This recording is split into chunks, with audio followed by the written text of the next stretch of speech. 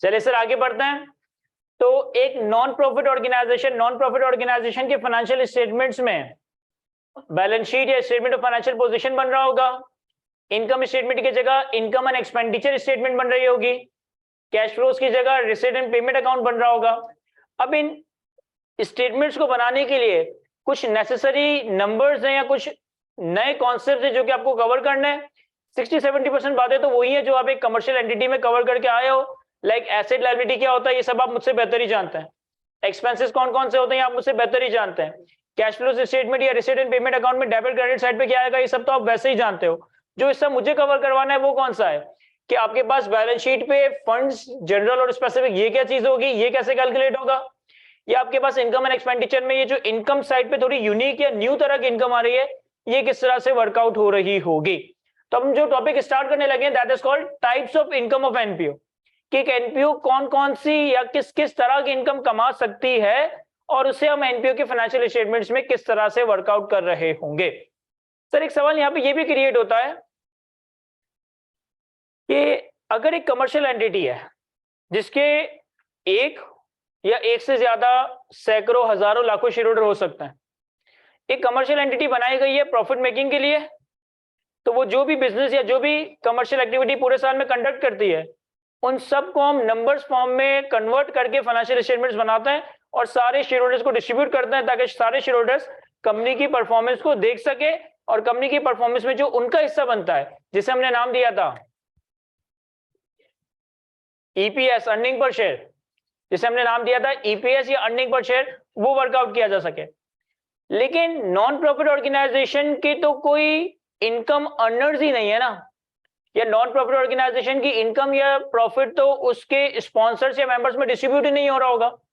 तो फिर एक नॉन प्रॉफिट ऑर्गेनाइजेशन के फाइनेंशियल स्टेटमेंट्स आखिर बनाए क्यों जा रहे हैं।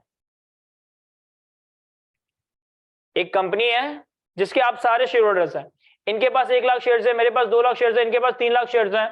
हमें साल के आखिर में इस चीज का हिसाब किताब चाहिए कि जिन लोगों के ऊपर ट्रस्ट करके यानी कि कंपनी के डायरेक्टर्स ट्रस्ट करके हमने अपना पैसा दिया था उन्होंने उस साल उस पैसे से क्या करा, किस तरह से मामला कंपनी के चलाए, और इन दी एंड अगर इसके पास 2 लाख है, मेरे पास 4 लाख है और उनके पास 5 लाख शेयर्स है तो सारे शेयर होल्डर्स को कितना कितना अर्न करके दिया है। ये सारी चीजें आपको फाइनेंशियल स्टेटमेंट से पता चल जाती। एक नॉन प्रॉफिट ऑर्गेनाइजेशन जिसका इनकम या प्रॉफिट कोई घर ही नहीं ले जा सकता, तो फिर कोई क्यों इंटरेस्टेड होगा एक नॉन प्रॉफिट ऑर्गेनाइजेशन के फाइनेंशियल स्टेटमेंट्स को बनाने में या देखने में।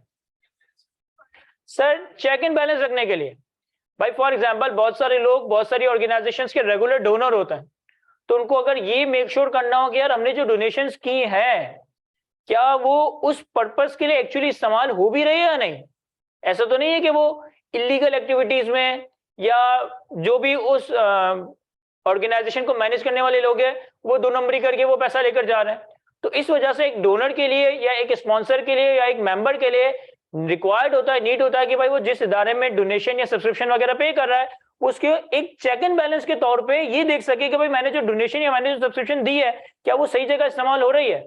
और सेकेंडली बीच में किसी एक बच्चे ने कहा था टैक्स रिकॉर्ड के लिए, ये बड़ा वैलिड आंसर था कि टैक्स के रिकॉर्ड्स में आप लोगों के लेवल पे तो नॉन प्रॉफिट ऑर्गेनाइजेशन की टैक्सेशन या नॉन प्रॉफिट ऑर्गेनाइजेशन का कॉन्सेप्ट को इतना डिटेल में आपको कवर नहीं करवाएगी। आपको हो सकता है सर अली ने बहुत तो बहुत नॉन प्रॉफिट ऑर्गेनाइजेशन की डेफिनेशन बता दी हो, लेकिन practically speaking non profit organisation का भी एक टैक्स रिटर्न फाइल हो रहा होता है और उस टैक्स रिटर्न में नंबर्स कहां से आ रहे होंगे सर, उस टैक्स रिटर्न में नंबर सारे के सारे नॉन प्रॉफिट ऑर्गेनाइजेशन के फाइनेंशियल स्टेटमेंट से उठ कर आ रहे होते हैं। तो कंप्लायंस पर्सपेक्टिव से, टैक्स पर्सपेक्टिव से, चेक एंड बैलेंस पर्सपेक्टिव से नॉन प्रॉफिट ऑर्गेनाइजेशन के फाइनेंशियल्स बनाए जा रहे होते हैं।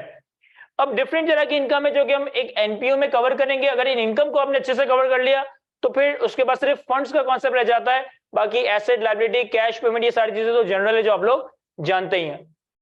कुछ सोर्सेज ऑफ इनकम, कुछ पॉसिबल सोर्सेज ऑफ इनकम जो कि एक एनपीओ की हो सकती है वो हमने यहाँ जॉट डाउन किया।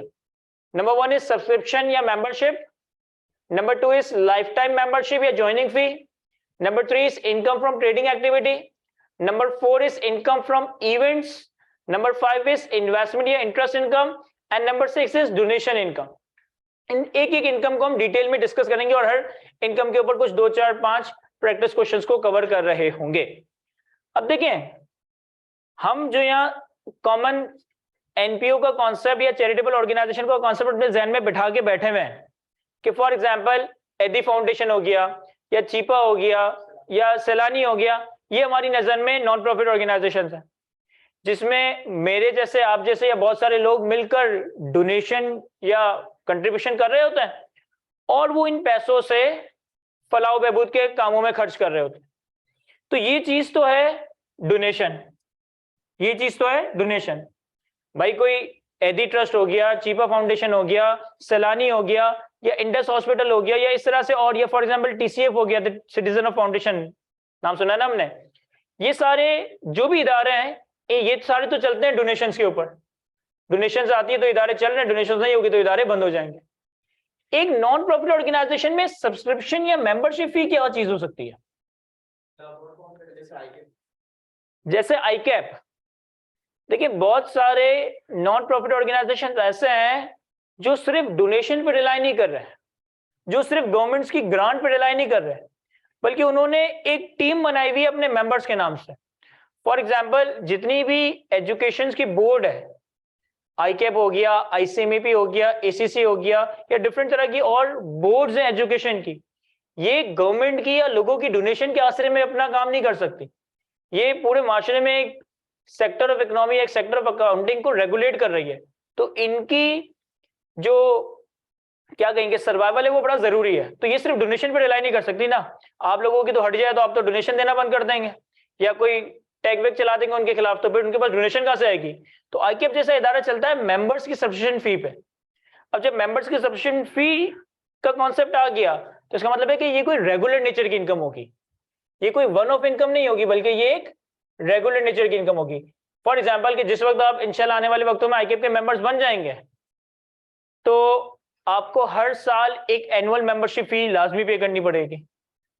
या इसी तरीके से कोई आईसीएमईपी का स्टूडेंट है और वो आईसीएमईपी क्वालिफाई हो जाता है, या एसीसी का स्टूडेंट है और वो एसीसी क्वालिफाई हो जाता है, तो इन सारे ऑर्गेनाइजेशंस को, मेंबर्स को कोई ना कोई रेगुलर फी कोई मंथली फी हो सकती है, कोई एनुअल फी हो सकती है, कोई 5 ईयर्स फी हो सकती है, रेगुलर फी, सब्सक्रिप्शन फी, मेंबरशिप फी के नाम से जनरली पे करना पड़ जाता है, जिसकी बेसिस पे ये इदारा चल रहा होता है। अब सबसे पहले हम सब्सक्रिप्शन या मेंबरशिप फी की बात करते हैं। देखिए सब्सक्रिप्शन फी या मेंबरशिप फी वर्कआउट करने के लिए या इसकी इनकम या कैश का नंबर वर्कआउट करने के लिए हम एक सब्सक्रिप्शन अकाउंट बना रहे होंगे। अब सब्सक्रिप्शन अकाउंट कोई बहुत रॉकेट साइंस नहीं है। सब्सक्रिप्शन अकाउंट या तो सब्सक्रिप्शन रिसीवेबल होगा या सब्सक्रिप्शन पेबल नहीं, इन एडवांस होगा। पेबल कहां से आ गया? या तो सब्सक्रिप्शन का अकाउंट सब्सक्रिप्शन रिसीवेबल हो सकती है, सब्सक्रिप्शन इन एडवांस हो सकती है। भाई फॉर एग्जांपल अगर मैं आईकेएफ की बात करूं तो आईकेएफ का जो फाइनेंशियल ईयर एंड है ना वो जुलाई टू जून है। आईकेएफ का जो फाइनेंशियल ईयर है वो जुलाई टू जून है। अब आईकेएफ की हर मेंबर की मेरे ख्याल है एनुअल फी, मुझे एक्जैक्टली तो याद नहीं आ रहा, शायद 20-25 हजार रुपए है जो कि एनुअली हम लोगों को पे करनी पड़ती है। अब आईकेएफ ने ये किया हुआ है कि भाई हर साल खत्म होने के 3 महीने के अंदर अंदर मेंबर्स को फी पे करनी है। तो इसका मतलब है कि जब हर साल क्लोज हो रहा होगा तो जरूरी नहीं है कि सारे के सारे मेंबर्स ने फी पे कर दी हो। बहुत सारे ऐसे मेंबर्स होंगे मेरी तरह के जो टाइम पे नहीं करते होंगे। तो इसका मतलब है कि आईकेएफ की बुक्स में कोई ना कोई सब्सक्रिप्शन रिसीवेबल का अकाउंट आता होगा, और ये सब्सक्रिप्शन रिसीवेबल वैसा ही है जैसे डेटर का अकाउंट बन रहा होता है। यानी कि जो भी ओपनिंग सब्सक्रिप्शन रिसीवेबल होगी वो हमारे पास डेबिट साइड पे आ जाएगी, जो भी during the year subscription receive हुई होगी वो भी हमारे पास डेबिट साइड पे आ जाएगी। जितनी subscription income for the year, जितनी subscription income for the year है वो हमारे पास क्रेडिट साइड पे आ रहा होगा, और जितना सब्सक्रिप्शन साल के आखिर में भी रिसीवेबल है वो हमारा क्लोजिंग रिसीवेबल रिप्रेजेंट हो रहा होगा। तो अगर सब्सक्रिप्शन एक टाइम पीरियड के बाद भी पेबल बन रही है, फॉर एग्जांपल अगर मैं आईकेएफ की बात करूं तो आईकेएफ में क्या होता है कि भाई साल खत्म होने के 3 महीने के अंदर अंदर हमें सब्सक्रिप्शन पे करनी होती है। अच्छा ठीक ठाक तो मेंबर्स ऐसे आ रहे हैं जिन्होंने 4-4, 5-5 साल तक ये मेंबरशिप फी पे नहीं की। फॉर एग्जाम्पल कि अगर मेरी दुबई में जॉब हो जाए और आईकेएफ मेरे घर पे रोज हर 2 महीने बाद लेटर भेज रहा है कि आपकी सब्सक्रिप्शन फी नहीं रिसीव हुई, तो मुझे तो पता ही नहीं है मैं क्या करूंगा। या बहुत सारे मेंबर्स हैं जो पाकिस्तान से बाहर गए वो आईकेएफ की सब्सक्रिप्शन फी पे ही नहीं करते। आईकेएफ के पास ये लीगली राइट है कि आईकेएफ उनका लाइसेंस या उनकी जो मेंबरशिप है उसको कैंसिल कर सकता है, लेकिन आईकेएफ ऐसा करता नहीं है। तो आईकेएफ की बुक्स में ठीक ठाक अमाउंट का सब्सक्रिप्शन रिसीवेबल आ रहा होता है। अच्छा बहुत सारी ऑर्गेनाइजेशंस ऐसी भी होती हैं जो कि मेंबर से सब्सक्रिप्शन एडवांस में रिसीव कर लेती है। फॉर एग्जाम्पल अगर हम एक जिम की मिसाल लें, जिम तो वैसे एक नॉन एनपीओ नहीं होता, लेकिन हम फॉर एग्जाम्पल जिम की एग्जाम्पल है, तो जिम में क्या होता है कि आपको मंथ के स्टार्ट में फी पे करनी पड़ती है, तो जाके आप 1 महीना जिम सर्विस एंजॉय कर सकते हो। तो अगर कोई नॉन प्रॉफिट ऑर्गेनाइजेशन ऐसी है जो कि एडवांस में सब्सक्रिप्शन रिसीव कर रही है या कुछ मेंबर से एडवांस में रिसीव कर रही है, तो उनके पास सब्सक्रिप्शन इन एडवांस का अकाउंट बन रहा होगा। जिन लोगों ने एडवांस में सब्सक्रिप्शन दे रखी है वो हमारे पास ओपनिंग क्रेडिट साइड पे आ रहा होगा। जो during the year further subscription receive हो रही होगी वो हमारे पास क्रेडिट साइड पे आ रही होगी या डेबिट साइड पे है।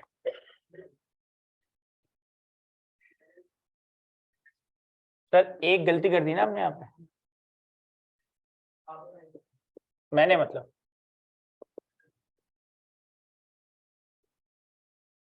जो मुझे कैश रिसीव होगा उससे मेरा सब्सक्रिप्शन रिसीवल कम होगा ना, बढ़ेगा थोड़ी।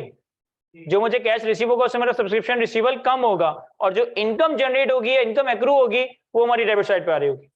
इसी तरीके से सब्सक्रिप्शन एडवांस में अगर लोग और सब्सक्रिप्शन एडवांस में पे करते हैं तो हमारे सब्सक्रिप्शन एडवांस का बैलेंस इंक्रीज हो रहा होगा। फिर जितनी सब्सक्रिप्शन रियलाइज या अर्नड या एक्रू हो जाएगी वो सब्सक्रिप्शन इनकम बन जाएगी। और अगर साल के आखिर में भी कुछ ऐसे मेंबर्स हैं जिनकी एडवांस सब्सक्रिप्शन आ रही है तो हमारा क्लोजिंग बैलेंस डेबिट साइड पे आ जाएगा। तो अगर एक ऑर्गेनाइजेशन इस फॉर्मेट पे चल रही है तो वहां पे सब्सक्रिप्शन रिसीवल ओपनिंग क्लोजिंग बन रहा होगा, कैश इनकम वगैरह प्लॉट हो रही होगी। कोई सब्सक्रिप्शन एडवांस के फॉर्मेट पे चल रही है तो opening advance, cash income, closing advance. और ऐसा भी हो सकता है कि किसी ऑर्गेनाइजेशन में कुछ मेंबर्स ऐसे हों जो कि टाइम पे पे करते हो, कुछ मेंबर्स ऐसे हों जो कि वक्त से पहले पे करते हो, और कुछ मेंबर्स ऐसे हो जो कि वक्त डिले होने के बाद पे कर रहे हो। तो हम करेंगे ये आसानी के लिए कि हमें सब्सक्रिप्शन रिसीवल या पेबल का अलग अलग अकाउंट बनाने की जरूरत नहीं है। मैं सब्सक्रिप्शन का सिर्फ एक ही अकाउंट बना रहा हूँ। वो मेंबर्स जिन्होंने एडवांस में सब्सक्रिप्शन पे कर दी है उनका ओपनिंग सब्सक्रिप्शन इन एडवांस आ जाएगा। वो मेंबर जिनकी सब्सक्रिप्शन ड्यू हो गई है लेकिन पे नहीं की उनका ओपनिंग सब्सक्रिप्शन रिसीवल आ जाएगा। जो ड्यूरिंग द ईयर हमें सब्सक्रिप्शन रिसीव हुई, चाहे एडवांस का केस हो चाहे रिसीवल का केस हो, ये आ तो क्रेडिट साइड पे रही है ना, इसे मैं यहां प्लॉट कर सकता हूं। जो subscription income for the year है इस अकाउंट में भी और इस अकाउंट में भी आ तो वो डेबिट साइड पे रही है ना, तो इसे मैं यहां प्लॉट कर देता हूं। और साल के आखिर में भी अगर कुछ लोगों की एडवांस सब्सक्रिप्शन रह गई है तो वो डेबिट साइड पे क्लोजिंग, साल के आखिर में भी कुछ लोगों का सब्सक्रिप्शन रिसीवल है तो वो हमारा क्रेडिट साइड पे क्लोजिंग रिप्रेजेंट हो जाएगा। अब इस टी अकाउंट में ना आपके पास कोई टोटल 6 तरह के नंबर्स आ रहे हैं, तो जनरली आपको ओपनिंग क्लोजिंग देकर सब्सक्रिप्शन इनकम का नंबर कैलकुलेट करवाया जा सकता है या इनकम का नंबर देकर रिसीविंग कैलकुलेट करवाई जा सकती है। तो हमें कोई ना कोई एक मिसिंग फिंगर फाइंड आउट करनी होगी जो फिर या तो इनकम एंड एक्सपेंडिचर में चली जाएगी या फिर हमारे रिसीट एंड पेमेंट अकाउंट में अल्टीमेटली जा रही होगी। एक छोटा सा मैंने आपके साथ हैंडआउट शेयर किया है जिसमें हमारे पास सब्सक्रिप्शन के कुछ आसान से प्रैक्टिस क्वेश्चंस आ रहे हैं, इनको देखते हैं तो फिर हम इसके बाद इन बाकी इनकम्स को डिस्कस करेंगे।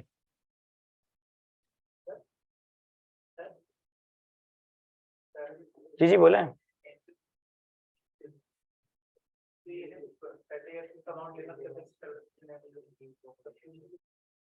सर एक स्टूडेंट ने बड़ा वैलिड सवाल पूछा है कि अगर एक एनपीओ है, एनपीओ में डोनेशन या ग्रांट दी जा रही है ताकि उस डोनेशन या ग्रांट से कोई चैरिटेबल या वेलफेयर के काम या चैरिटेबल और वेलफेयर पर्पसेस के लिए कोई ना कोई काम या खर्चे किए जा रहे हो, लेकिन एक एनपीओ में सब्सक्रिप्शन दी जा रही है तो मेंबर वो सब्सक्रिप्शन क्यों पे करेगा, मेंबर वो मेंबरशिप फी क्यों पे कर रहा होगा?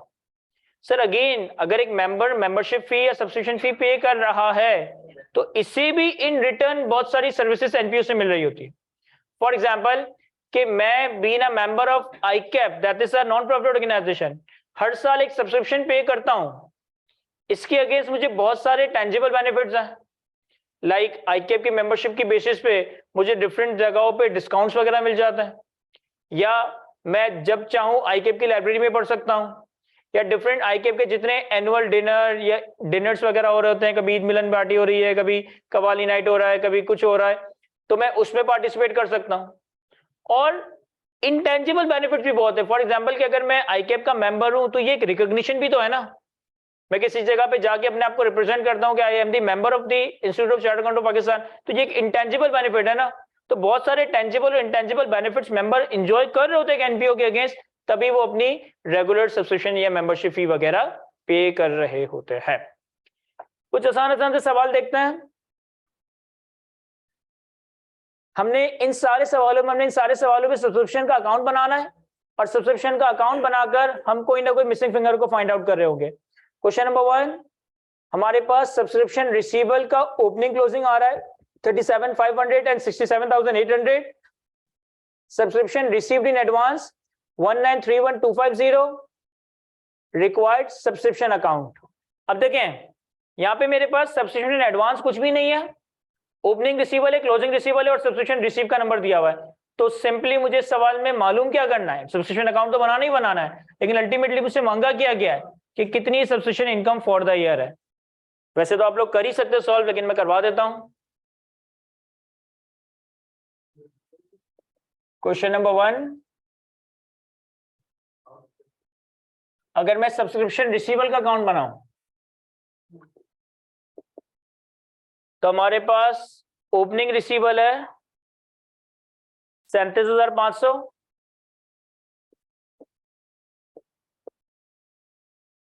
क्लोजिंग रिसीवेबल है 67,800 और ड्यूरिंग द ईयर हमने सब्सक्रिप्शन रिसीव किए 1931,250। तो हमने cash debit subscription receivable credit किया होगा 1931,250।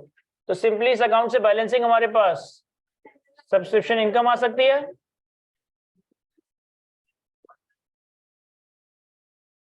अब देखें ये सारे नंबर जो आपके पास सब्सक्रिप्शन अकाउंट में आ गए, ये अल्टीमेटली एनपीओ की डिफरेंट स्टेटमेंट्स में कहां प्लॉट होंगे। फॉर एग्जांपल कि ये जो नंबर आया है ना, ये हमारा इनकम एंड एक्सपेंडिचर स्टेटमेंट में जाएगा। ये जो कैश का नंबर आया ना, ये आपका पेमेंट और रिसिप्ट एंड पेमेंट अकाउंट में जा रहा होगा।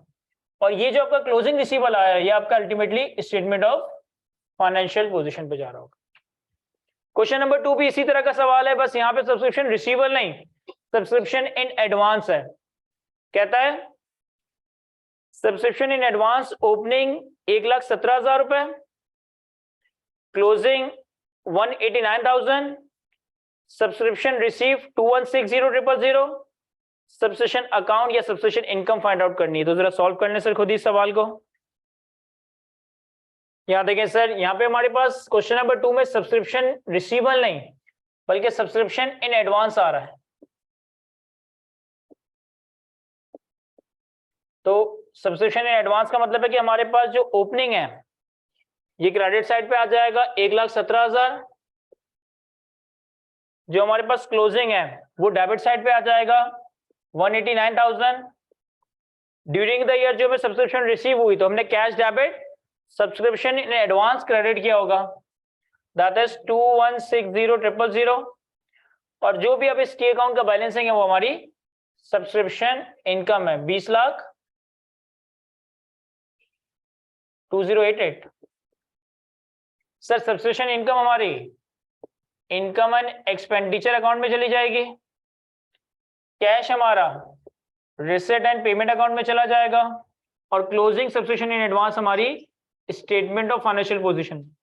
अच्छा देखिए, अगर सब्सक्रिप्शन रिसीवेबल है ना तो ये बैलेंस शीट पे आपका एसेट है, करंट एसेट है जनरली, और अगर सब्सक्रिप्शन इन एडवांस है ना तो ये बैलेंस शीट पे आपका लायबिलिटी है। अच्छा, इसे मैं करंट लायबिलिटी इसलिए नहीं कह रहा कि हो सकता है किसी मेंबर ने 1 साल की फी एडवांस में दी हो तो ये करंट लायबिलिटी है, लेकिन हो सकता है किसी मेंबर ने 2 साल की, 3 साल की, 5 साल की फी एडवांस में दी हो तो ये करंट नॉन करंट लायबिलिटीज आपका दोनों हो सकता है। क्वेश्चन नंबर 3 पर आप क्वेश्चन नंबर 3 में सब्सक्रिप्शन रिसीवेबल और सब्सक्रिप्शन इन एडवांस दोनों आ रही है। क्वेश्चन नंबर 3 में कहता है कि सब्सक्रिप्शन इन एडवांस और ओपनिंग का क्लोजिंग है 4 लाख और 2,24,000। सब्सक्रिप्शन रिसीवेबल का ओपनिंग क्लोजिंग है 8,16,000 और 11,84,000। पूरे साल में हमारे 350 मेंबर्स हैं और हर मेंबर की जो सब्सक्रिप्शन फी है ना वो 20,000 रुपए।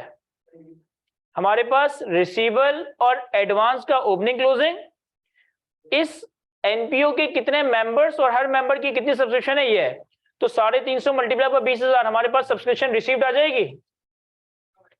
350 मल्टीप्लाई पर 20,000 हमारे पास सब्सक्रिप्शन इनकम नहीं, सॉरी सब्सक्रिप्शन रिसीव नहीं आएगा, बल्कि इससे हमारे पास subscription income due for the year आ जाएगी। और फिर इसकी अकाउंट में जो भी बैलेंसिंग होगा वो आपका सब्सक्रिप्शन रिसीव्ड या cash received during the year होगा। सॉल्व कर ले सर इसे भी। यहां देखो क्वेश्चन नंबर 3। अब क्वेश्चन नंबर 3 में मेरे पास सब्सक्रिप्शन रिसीवेबल और सब्सक्रिप्शन इन एडवांस दोनों है, तो मैं दोनों का अलग अलग टी अकाउंट नहीं बना रहा, मैं एक ही टी अकाउंट बना रहा हूं सब्सक्रिप्शन के नाम से। मैं सब्सक्रिप्शन अकाउंट का एक ही टी अकाउंट बना रहा हूं। जो हमारे पास opening closing subscription in advance है, तो सब्सक्रिप्शन इन एडवांस का ओपनिंग क्रेडिट साइड पे 4 लाख, क्लोजिंग डेबिट साइड पे 2,24,000। जो सब्सक्रिप्शन रिसीवेबल पेबल का ओपनिंग क्लोजिंग है, रिसीवेबल का ओपनिंग डेबिट साइड पे 8,16,000 और क्लोजिंग क्रेडिट साइड पे 1,184,000। अब हमारी सब्सक्रिप्शन इनकम कितनी है सर? हमारे 350 मेंबर्स है, हर मेंबर की 20,000 की सब्सक्रिप्शन है, 7 मिलियन। तो सब्सक्रिप्शन इनकम मेरे पास डेबिट साइड पे आ जाएगा, दैट इज 7 मिलियन। तो अब इस टी अकाउंट से बैलेंसिंग सब्सक्रिप्शन रिसीव या कैश आ जाएगा, ठीक? समझ आ रहा है ना हमें? और ये नंबर्स कहां जाएंगे उठकर? सर ये वाला नंबर आपका इनकम एंड एक्सपेंडिचर में जाएगा, ये वाला नंबर आपका रिसीट एंड पेमेंट में जाएगा, ये नंबर आपका स्टेटमेंट ऑफ फाइनेंशियल पोजीशन में लायबिलिटी में जा रहा होगा, और ये नंबर आपका स्टेटमेंट ऑफ फाइनेंशियल पोजीशन में एसेट्स में जा रहा होगा। ऐसा ही है? कॉपी करें सर इसे। क्वेश्चन नंबर 4 पर आए। क्वेश्चन नंबर 4 में हमारे पास सब्सक्रिप्शन इन एडवांस और सब्सक्रिप्शन इन रिसीवेबल का ओपनिंग क्लोजिंग आ रहा है। यहां मैं ओपनिंग क्लोजिंग लिखना भूल गया हूं, 2,85,000 के ऊपर लिख दें 31 दिसंबर 2020, 2,85,000 रुपए के ऊपर लिख दें 31 दिसंबर 2020, और 3,60,000 के ऊपर लिख दें 31 दिसंबर 2021। हमारे पास सब्सक्रिप्शन इन एडवांस और रिसीवेबल का ओपनिंग क्लोजिंग 31 दिसंबर 2020 और 31 दिसंबर 2021 पे। कहता है subscription receive during the year is 3,675,000। Subscription receivable as at 31 December 2020 to be written off in the year 2021। देखिए ऐसा भी होता है कि बहुत सारे मेंबर्स के अगेंस्ट आप हर साल उनकी ड्यूज के हिसाब से सब्सक्रिप्शन एक्रू कर रहे होते हो, लेकिन एक वक्त आने के बाद आपको रियलाइज होता है कि यार वो मेंबर अब सब्सक्रिप्शन पे नहीं करेगा, सेम वैसे ही जैसे आप डेटर के केस में करते हो। फॉर एग्जांपल कि भाई आईकेप एक मेंबर की 2-3 सालों तक फीस एक्रू करे, और 2-3 साल बाद आईकेप को पता चले कि वो मेंबर तो 2 साल पहले ही मर चुका है, तब वो मर गया है तो वो तो पैसे नहीं देगा ना, तो फिर इस तरह के केस में हम सब्सक्रिप्शन को राइट ऑफ कर देते हैं। या फॉर एग्जाम्पल एक मेंबर 2-3 साल तक सब्सक्रिप्शन पे नहीं कर रहा आईकेप की, और फिर जब आईकेप ने उसकी हिस्ट्री देखी तो वो तो ट्विटर पे या फेसबुक पे आईकेप को ही गालियां निकाल रहा है, तो आईकेप को पता है कि यार ये तो वैसे ही हमारी इतनी तंकीद कर रहा है, हमें पे नहीं करेगा। ऐसा होता है होता है आजकल।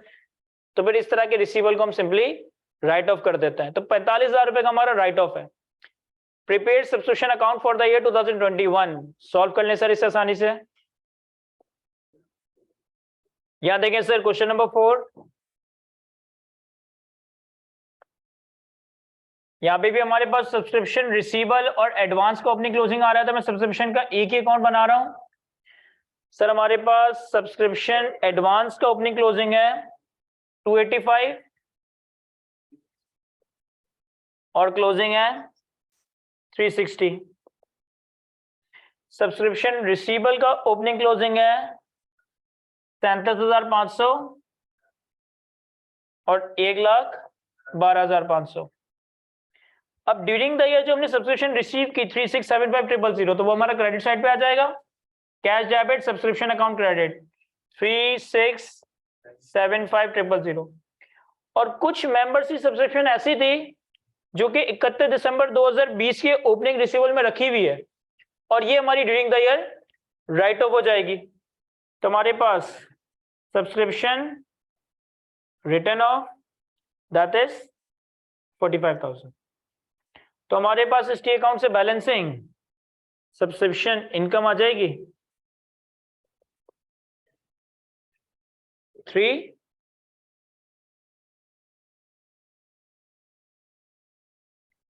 अब देखें, ये जो मेरी सब्सक्रिप्शन इनकम आई है ना, ये तो मेरे इनकम एंड एक्सपेंडिचर में जाएगा ही जाएगा। ये जो मैंने बैड डेट एक्सपेंस कैलकुलेट किया है ना, ये भी हमारे इनकम एंड एक्सपेंडिचर में जा रहा होगा कि इतनी इनकम थी और इतना हमारा बैड डेट या राइट ऑफ एक्सपेंस हो गया।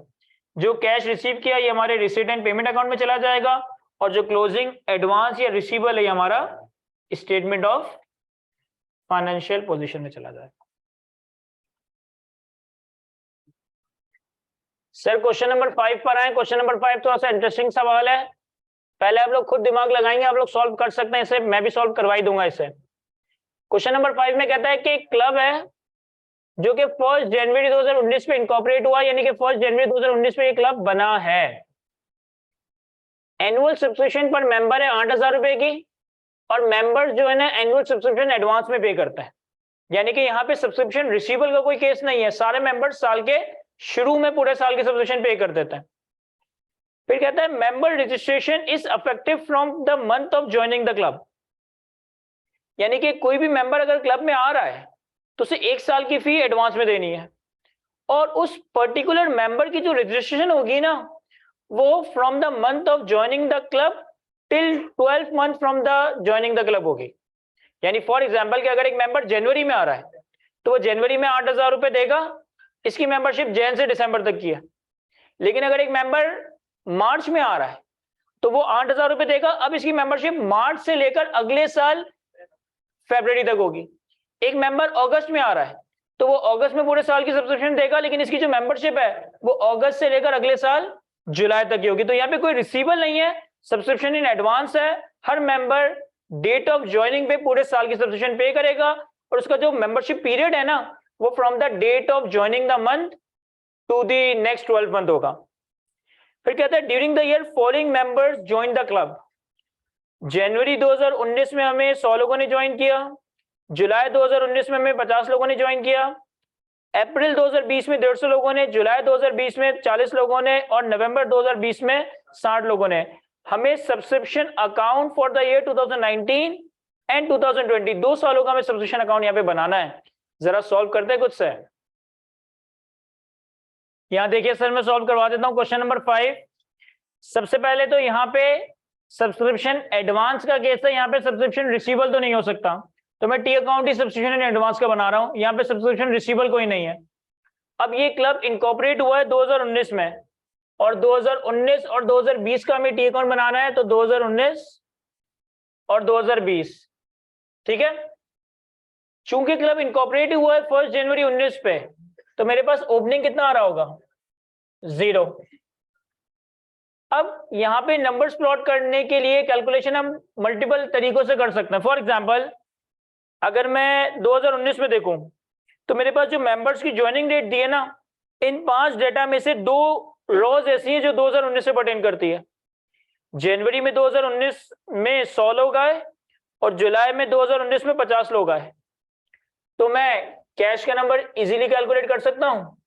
कैसे सर? 100 प्लस 50, 100 प्लस 50, इन 150 लोगों ने हमें 2019 में 8,000 रुपए के हिसाब से पैसे दिए होंगे, तो ये आ गया 1.2 मिलियन। अब हमारे पास क्रेडिट साइड पे सब्सक्रिप्शन इनकम आ रही होगी और क्लोजिंग सब्सक्रिप्शन इन एडवांस आ रहा होगा। अब इन नंबर्स को मैं ऑल्टरनेटिवली कैसे भी कैलकुलेट कर सकता हूं। फॉर एग्जांपल अगर हमारे पास 2019 में जो सब्सक्रिप्शन रिसीव हुई है 100 प्लस 50 यानी कि 150 लोगों से 8,000 रुपए, तो ये बना हमारे पास 1.2 मिलियन। ऐसा ही है। अब मैं ये देख लूं कि भाई मेरे पास क्लोजिंग एडवांस कितना होना चाहिए, less subscription in advance as at 31 दिसंबर 19। यहां देखिएगा सर, जो 100 लोग जनवरी के महीने में आए, जो 100 लोग जनवरी के महीने में आए, इन्होंने 8,000 रुपए की सब्सक्रिप्शन दी, इनकी मेंबरशिप जनवरी टू दिसंबर है, यानी कि 31 दिसंबर 2019 पे इनकी एडवांस सब्सक्रिप्शन कुछ भी नहीं है, तो इनका इंपैक्ट कितना हो गया 0.12। और जो 50 मेंबर जुलाई में आए, इन्होंने भी 8,000 रुपए की सब्सक्रिप्शन दी है, लेकिन इनकी मेंबरशिप है जुलाई 19 से लेकर जून 20 तक, इनकी मेंबरशिप है जुलाई 19 से लेकर जून 20 तक। तो 31 दिसंबर 2019 पे इनकी 6 महीने की सब्सक्रिप्शन अभी भी इन एडवांस है, तो 50 × 8 × 6/12 कर दें, 2 लाख। तो अगर मुझे 12 लाख की टोटल सब्सक्रिप्शन रिसीव हुई है, जिसमें से 2 लाख इन एडवांस है 31 दिसंबर 19 पे, तो हमारे पास सब्सक्रिप्शन इनकम फॉर 2019 आ जाएगा, दैट इज 1 मिलियन। समझ आ रहा है? मैं इसको मैं यूं भी कर सकता हूं, अगर मैं चाहूं तो मैं सब्सक्रिप्शन इनकम भी कैलकुलेट कर सकता हूं। कैसे? कि सर हमें सब्सक्रिप्शन रिसीव्ड हुआ 100 लोग 50 लोग इंटू 8,000, यानी कि 1.2 मिलियन। हम इसमें से लेस कर दें सब्सक्रिप्शन इनकम फॉर 2019। ये कैसे कैलकुलेट होगा? देखो, जो लोग 100 लोग जनवरी में आए, इन्होंने 8,000 रुपए की सब्सक्रिप्शन जनवरी में दी, यानी पूरे 12 महीने जन टू दिसंबर इनकी सब्सक्रिप्शन इनकम अर्न हो गई 12/12। और जो बाकी के 50 लोग जुलाई में आए, इन्होंने भी 8,000 रुपए दिए, लेकिन 2019 के साल में जुलाई से लेकर दिसंबर तक, जुलाई अगस्त सितंबर अक्टूबर नवंबर दिसंबर, 6 महीने की इनकम अर्न हुई। तो ये कितना आ गया? 8 लाख और 2 लाख। तो इस तरह से कैलकुलेट करेंगे तो आपके पास सब्सक्रिप्शन इनकम आ जाएगी। अब इतनी एडवांस सब्सक्रिप्शन इतनी रिसीव हुई, इतनी इनकम है, तो हमारे पास डिफरेंशियल 2 लाख रुपए का सब्सक्रिप्शन इन एडवांस एट 31 दिसंबर 19 आ जाए। अब ऐसे कैलकुलेट कर लें, ऐसे कैलकुलेट कर लें, जैसे आप कंफर्टेबल है। तो सर क्लोजिंग आ गया 2 लाख रुपए और सब्सक्रिप्शन इनकम आ गई 1 मिलियन। अब हम 2020 में एंटर हो रहे हैं, अब हम 2020 में एंटर हो रहे हैं, तो 2020 का ओपनिंग 2019 का क्लोजिंग होगा, तो यही मेरे पास ओपनिंग में आ गया 2 लाख रुपए। अब 2020 में मुझे कितनी सब्सक्रिप्शन रिसीव हुई? यहां देखें, जो मेंबर्स 2019 में थे, इन्होंने अपनी सब्सक्रिप्शन रिन्यू की होगी, तो 2020 में दोबारा पैसे दिए होंगे 100 और 50। और 2020 में मेरे पास और नए लोग आए, 150 लोग आए अप्रैल में, 40 लोग आए जुलाई में और 60 लोग आए नवंबर में। इन सब ने 8-8 हजार रुपए दिए होंगे। मुझे टोटल 2020 में सब्सक्रिप्शन रिसीव कितनी हुई? 100 और 50 2019 के मेंबर्स कैरी फॉरवर्ड हुए, इन्होंने अपनी सब्सक्रिप्शन रिन्यू करवाई। और 150, 40 और 60 ये लोग 2020 में नए ऐड हुए, तो इन्होंने भी 8-8 हजार रुपए दिए होंगे, 3.2 मिलियन। अब हमें यहाँ पे क्रेडिट साइड पे सब्सक्रिप्शन इनकम या closing subscription in advance calculate करना है। अगेन मैं दोनों तरीके से कैलकुलेट कर सकता हूं। यहां देखो 2020, सर हमारे पास ओपनिंग सब्सक्रिप्शन इन एडवांस ये कितना है? 2 lakh. Opening subscription in advance कितना है? 2 लाख। हमें सब्सक्रिप्शन रिसीव कितनी हुई? Sir 3.2 million. हमें पता है ना 3.2 मिलियन कैसे कैलकुलेट किया है? तो इतनी ओपनिंग में थी, इतनी रिसीव हुई। अगर इससे मैं लेस कर दूं closing subscription in advance at 31 दिसंबर 2020, तो मेरे पास subscription income for the year 20 आ जाएगी। अब कैसे समझिएगा? जिन लोगों ने जनवरी 19 में ज्वाइन किया था, उन्होंने जनवरी 20 में अपनी सब्सक्रिप्शन रिन्यू करवाई होगी, तो 100 रुपए के 100 लोगों ने 8,000 रुपए पे किए होंगे। अब 2020 के जनवरी के महीने में इन्होंने जो 8,000 दिए वो जनवरी 2020 से लेकर दिसंबर 2020 तक के हैं, यानी कि 31 दिसंबर 2020 में इनका कोई भी बैलेंस नहीं रखा हुआ। जो तुम्हें समझ आ रहा है, जो 50 लोग जुलाई 19 में आए थे, इनकी करंट ईयर में जून 20 में सब्सक्रिप्शन एक्सपायर हो गई होगी, फिर जुलाई 20 में इन्होंने दोबारा 8,000 दिए होंगे। तो इन्होंने जुलाई 20 में जो 8,000 दिए, 31 दिसंबर 2020 तक 6 महीने की सब्सक्रिप्शन अर्न हो गई। 6 महीने की सब्सक्रिप्शन अभी भी एडवांस में रखी हुई होगी, तो इंटू 6/12। फिर जो लोग अप्रैल 20 में आए, 150 लोग, इन्होंने 8,000 रुपए दिए अप्रैल से लेकर अगले साल फरवरी 21 तक के, सॉरी मार्च 21 तक के। तो 2020 वाले साल में 12 महीनों में से 9 महीने की इनकम अर्न हो गई, 3 महीने की इनकम एडवांस है। फिर जो लोग जुलाई में आए, 40 लोग जुलाई में आए, इन्होंने 8,000 रुपए दिए। जुलाई से लेकर दिसंबर 2020 तक 6 महीने की इनकम अर्न, अगले साल जनवरी 21 से लेकर जून 21 तक के 6 महीने के पैसे एडवांस में। और फिर जो लोग नवंबर में आए, नवंबर दिसंबर सिर्फ 2 महीनों की इनकम अर्न हुई, बाकी 10 महीने एडवांस में चला गया, इंटू 10/12। इन सबको कैलकुलेट करें, ये तो 0 आ रहा है, ये कितना है 2 लाख।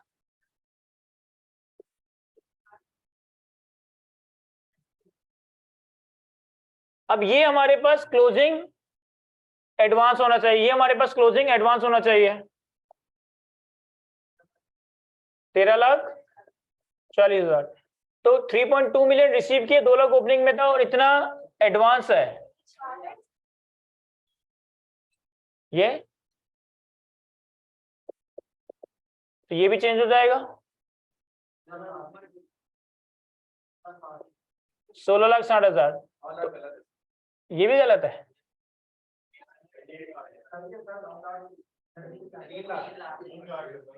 देख लो 150 मल्टीप्लाई बाय 8,000 मल्टीप्लाई बाय 3/12। तो 3 और 2 5, 6 60 और 4 1,060। तो हमारे पास डिफरेंशियल सब्सक्रिप्शन इनकम आ जाएगी फॉर 2020 23,40,000। और अगेन मैं ऑल्टरनेटिवली ये भी कैलकुलेट कर सकता हूं, कैसे सर? मैं ऑल्टरनेटिवली ये भी कैलकुलेट कर सकता हूं, कैसे? यहां देखें, हमारे पास ओपनिंग सब्सक्रिप्शन इन एडवांस कितना है 2 लाख। ये मैं अलग वर्किंग कर रहा हूं,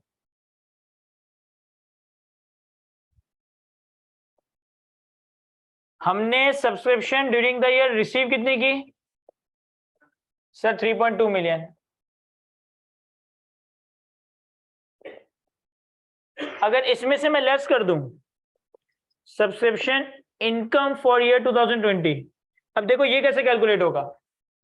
जो लोग जनवरी 19 में थे, जनवरी 20 में रिन्यू हुए, तो 100 लोगों ने जनवरी 20 में 8,000 दिए, इनके पूरे 8,000 जनवरी 20 से लेकर दिसंबर 20 तक के हैं, यानी कि इनकी पूरे 12 महीने की अमाउंट इनकम है। मैं सवाल लेता हूं, फिर जो लोग जुलाई 19 में आए थे, जून 20 में उनकी इनकम खत्म हुई और जून 20 के जुलाई 20 में इन्होंने दोबारा पैसे दिए, तो इन 50 लोगों की कितनी इनकम होगी? इन 50 लोगों की कितनी इनकम होगी? 6 महीनों की या 12 महीनों की? सर पूरे 12 महीनों की। ये 2020 में नए थोड़ी आए हैं, ये 2020 में नए थोड़ी आए, ये तो जुलाई से चल रहे थे ना, ये तो जुलाई से 19 से चलते हुए आ रहे थे ना। तो इन्होंने तो 2020 के 6 महीनों के पैसे वैसे ही दिए हुए थे और 2020 में मजीद पैसे दिए, तो इनकम तो इनकी पूरे 12 महीनों की है ना, ये 6 महीनों की है। ये समझ आ रहा है सबको? देखो, जो लोग हमारे क्लब में 2019 में आए थे, अब 2019 में इन्होंने जुलाई 19 से लेकर जून 20 तक के पैसे दिए हुए, तो जून 20 तक के पैसे दिए हुए, 2020 के शुरू के 6 महीनों में इनकी इनकम तो है क्या नहीं? यस।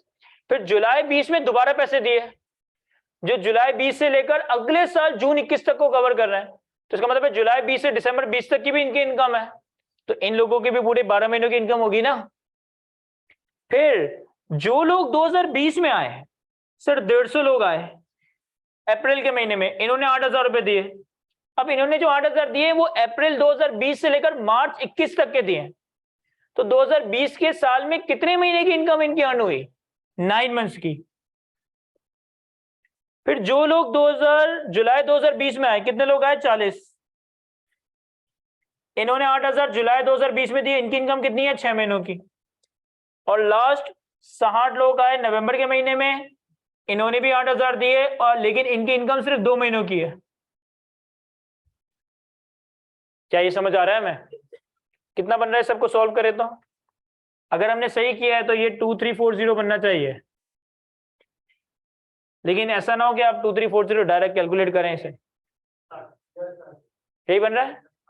तो अगर मैं ओपनिंग रिसीव में से इनकम माइनस करूं तो मेरे पास 1060 का क्लोजिंग सब्सक्रिप्शन एंड एडवांस बन जाएगा। क्या मुझे दोनों तरीके समझ आ रहे हैं? मेरा ख्याल है कि आसान कौन सा है? जिसको जो आसान लग रहा है वो फॉलो कर ले। अब प्लॉट कर देते इसे।